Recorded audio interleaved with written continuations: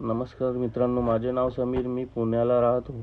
माझे वय 22 वर्षे आहे. मी माझ्या सावत्र आईची इच्छा पूर्ण केली व तिच्या आयुष्यात सुखाचा वर्षाव झाला.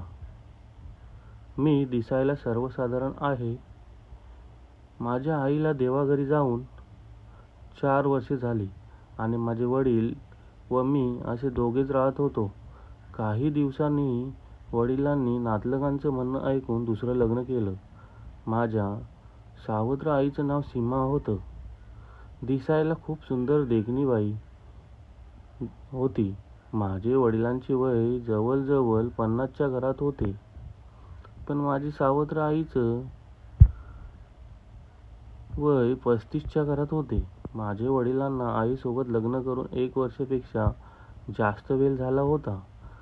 ती आमचं दोघांचं सर्व काही व्यवस्थित करायची, पण माझे वडील तिला संतुष्ट करत नसायचे, त्यामुळे ती नाराज असायची. तिला आता तिच्या स्वतःच्या मुलाची ओढ लागली होती, पण माझे वडील ते तिला द्यायला समर्थ नव्हते. मग ती आता खूप उदास राहत होती.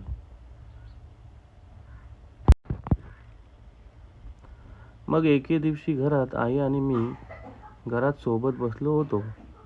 आमच्या गप्पा गोष्टी चालू होत्या. त्यावेळेस मी आईला विचारलं, आई, तू इतकी उदास का असतेस?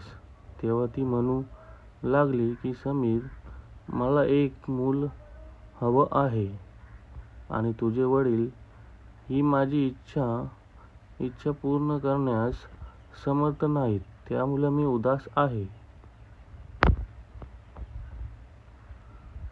माझी सावत्र आई दिसायला खूप सुंदर आहे. मी तिला म्हणालो की मी काही मदत करू शकतो का? तर ती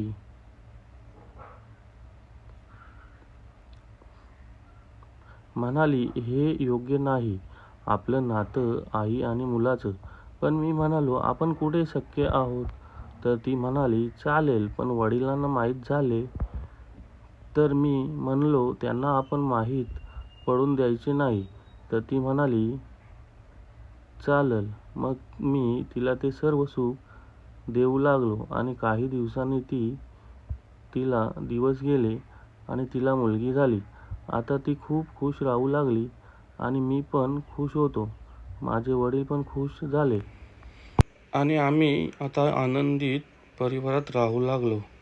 नंतर मी शिक्षणासाठी बाहेरगावी गेलो आणि आता घरात आई वडील व त्यांची मुलगी आनंदाने राहू लागली. धन्यवाद मित्रांनो. कशी वाटली आपली नवीन कथा नक्की कमेंट आणि सबस्क्राईब करून सांगा आणि आपल्या कथेला लाईक करा आणि सगळ्यांनी आवर्जून पहा. धन्यवाद.